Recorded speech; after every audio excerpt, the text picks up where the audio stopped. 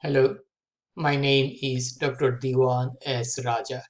Today I will discuss about fracture classification. What is fracture? Fracture means breaking or discontinuity of the bony surface. Classification of fracture, we have many variety of classification. We'll go through everything as much as possible. Classification of fracture, it may be traumatic fracture due to any type of trauma. It may be trauma due to fall, trauma due to domestic violence, due to war. Okay, so maybe accident. Pathological fracture due to the weakening of the bone structure by pathological processes like osteoporosis, cancer, osteomyelitis, even tuberculosis of the vertebral column may cause pathological fracture. It may be due to avascular necrosis of the head of the femur may lead to fracture. That is also pathological fracture. It may be stress fracture, so traumatic fracture due to trauma, pathological fracture due to pathology, stress fracture due to stress to a bone when it does a work for which it is not conditioned. So let's go to the stress fracture. It's caused by unusual or repetitive stress on a bone. This type of fracture is common in people who take a long hike or take part in competitive sports without proper conditioning. Okay, suppose someone is taking part in ski, they may be involved in accident and their bone may not tolerate the stress, may be fractured. A patient may complain of pain and the fracture may not be visible by plain X-ray during the initial days. A stress fracture can be identified by MRI, that is magnetic resonance imaging. So stress fracture does not only cover the trabecular bone, it also covers the cortical bone like tibia. Okay, so we got that. So stress fracture, person take parts in some activity for which that person is not conditioned. Okay, then we'll go to the classification of fracture on the basis of displacement. The joint may be classified as undisplaced, displaced with angulation or shifting or rotation. On the basis of external environment, the fracture may be classified as closed fracture, fracture without skin damage, open fracture, fracture with skin damage, also called compound fracture. On the basis of number of broken pieces of bone, the fracture can be classified as simple fracture, only 2 pieces, 1 line of fracture. Complex fracture, more than 2 pieces of bone and more than 1 line of bony fracture are also called comminuted fracture. So classification on the basis of quantum of energy, the fracture are of 2 types: low velocity fracture with less soft tissue injury, as in fall from standing in an old person.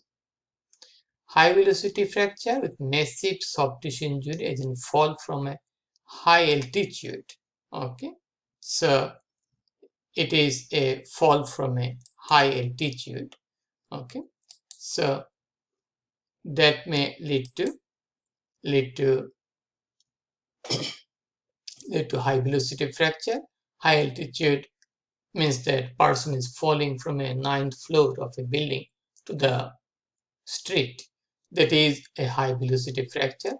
Motor vehicle accident, firearm injury, these are high velocity fracture. Okay, so we got that. On the basis of fracture line or pattern, it can be classified as transverse, linear, oblique, spiral, segmented. One part of the bone has 2 segments, another part has 1 segment, maybe 2 segments. 5 may be comminuted or greenstick fracture. Okay, multiple pieces. And greenstick fracture means 1 in which one side of the bone is broken, other being bent. This is most commonly seen in the young boys or girls. Greenstick fracture. Okay, so line, according to the line of fracture, transverse, linear, oblique and displaced, spiral, greenstick, little bit curved here, it may be curved more. Okay, usually in greenstick fracture. Comminuted fracture is here, multiple bony pieces. Okay, then we have some other type of classification of fracture like Colle's fracture, dinner fork deformity. This is commonly seen in the elderly women, or at least post-menopausal women, falling on the outstretched hand. They have this type of fracture. Distal part of the radius is going back.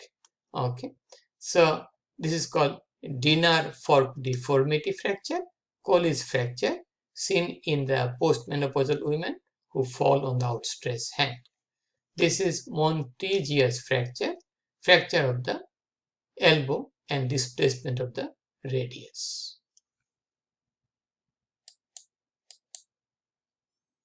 Avulsion fracture, due to the sudden pull or damage, usually due to the sudden pull of the triceps brachii muscle, which inserts into the ulnar head. Okay, so due to sudden pull, upper part of the ulna may come out like this. There is avulsion fracture. Or it may also happen in the tibial tuberosity like that. So a piece of the bone has been separated by the pull of the tendon. Here is the triceps brachii tendon. Scaphoid fracture. This is the scaphoid bone. There is a fracture line here. It can be diagnosed by MRI very quickly. Initially, plain X-ray may not catch this hairline fracture. So the importance of this fracture is that a lot of scapula blood flow from not proximal to distal, rather blood flow from distal part going to the proximal. So if there is a fracture here, this part will undergo avascular necrosis. That may happen in different type of blood supply from distal to the proximal part. So any fracture line here, then this part will be deprived of the nutrition and oxygen, it will be necrosed. And the fracture line of the scaphoid bone is not visible by plain X-ray for initial few days, but it can be visible from the very beginning by MRI. Okay, some other fracture, avulsion fracture, separation of small fragment of bone cortex at the site of attachment of a ligament or tendon. This may happen in our hand, it can happen in our toes also, and also our tarsal bones. So separation of a small fragment of the bone cortex, the site of attachment of a ligament or tendon. Colle's fracture, fracture of the lower end of the radius, the lower fragment being displaced backward.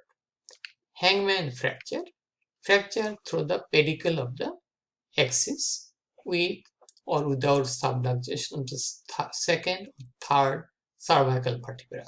Axis is the second cervical vertebra. Jefferson fracture, fracture of the atlas, first cervical vertebra. Lee force fracture, bilateral horizontal fracture of the maxilla.